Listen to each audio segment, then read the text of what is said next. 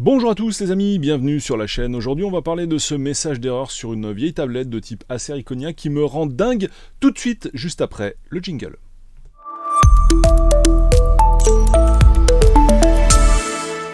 Alors voilà, teaser de ouf pour zéro solution, la tête à Toto les amis, et je vais vous expliquer pourquoi.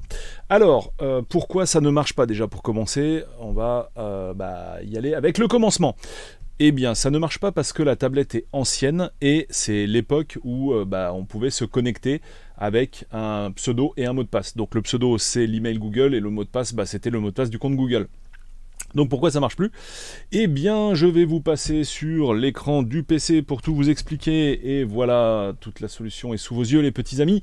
Les applications moins sécurisées et votre compte Google. Pour vous aider à sécuriser votre compte, à partir du 30 mai 2022, Google ne prendra plus en charge l'utilisation d'applications ou d'appareils tiers qui vous demandaient uniquement votre nom d'utilisateur et votre mot de passe pour vous connecter à votre compte Google. C'est-à-dire que maintenant, il faut uniquement des appareils qui sont compatibles avec la double authentification qui permet de se connecter en tapant le nom d'utilisateur, le mot de passe et en plus en validant sur un appareil tiers, soit téléphone portable, tablette autre, etc. Donc voilà, 30 mai, donc c'était il n'y a pas longtemps, là on est en août 2022, c'était il n'y a pas longtemps que Google a dégagé cette fonctionnalité, donc clairement ces appareils sont complètement obsolètes, on ne peut plus aller sur le Play Store, on ne peut plus prendre d'applications, alors on peut toujours installer des applications en mode manuel sans passer par le Play Store, mais clairement une tablette Google sans le Play Store, c'est quand même ultra limité. Voilà, on peut toujours se connecter à son compte Google au travers du navigateur web, mais c'est ultra limité de ouf, et on perd vraiment l'essence même de Google, du système Android, à savoir l'utilisation du store. Voilà, donc c'est pas vraiment un tuto en fait, c'est juste pour vous expliquer qu'il faut arrêter de chercher comme moi pendant 1 heure. Donc mine de rien, même si c'est pas un tuto, ça vous fera quand même gagner du temps. Il y a foutrement rien à faire, les petits amis. C'est bloqué de chez bloqué si vous avez ce message d'erreur sur une vieille tablette Android.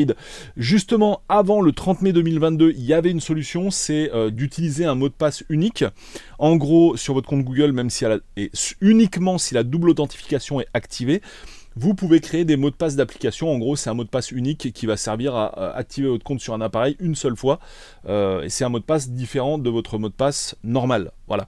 Mais même avec cette option-là, ça ne marche pas. Même en connectant, comme je l'ai vu sur certains forums de Samsung et compagnie, il y a des community managers qui disent « Ah oui, mais il faut utiliser le premier compte qui a été utilisé sur cette tablette parce que vous l'avez acheté d'occasion, vous n'avez pas le compte qui a été installé d'origine, vous avez fait une réinitialisation et du coup, c'est pour ça que ça ne marche pas. Ça n'a strictement rien à voir. Ça aurait très très bien marché avant le 30 mai 2022, comme c'est indiqué là, si j'avais tapé mon identifiant et mon mot de passe, et même si cet identifiant n'était pas l'identifiant d'origine de la tablette. Voilà, fin de cette explication les petits amis, désolé de ne pas avoir de solution pour vous, mais c'est clair, il n'y en a pas.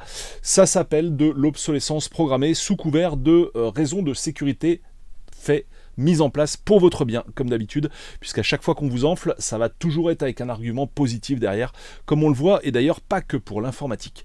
Fin de cette vidéo les amis, salut à tous, et à bientôt pour d'autres tutos sur la chaîne qui, je l'espère, vous dépanneront, mieux que celui-là qui vous permettra simplement d'économiser du temps précieux et de foutre direct la tablette à la poubelle. Enfin, peut-être pas, vous pouvez faire quand même pas mal de trucs dessus, comme je disais, vous pouvez connecter votre compte sur le navigateur web et tout, mais ça perd quand même vachement de son intérêt par rapport à une tablette classique. Donc non, ne la jetez pas, si elle marche, utilisez-la quand même, vous pouvez surfer sur internet et tout pour l'instant, parce qu'un jour ou l'autre les certificats de sécurité du navigateur web seront révoqués et du coup vous pourrez plus rien faire, mais en attendant il y a encore quand même malgré tout des choses à faire avec cette tablette et on va éviter de la balancer à la poubelle si ça peut encore servir.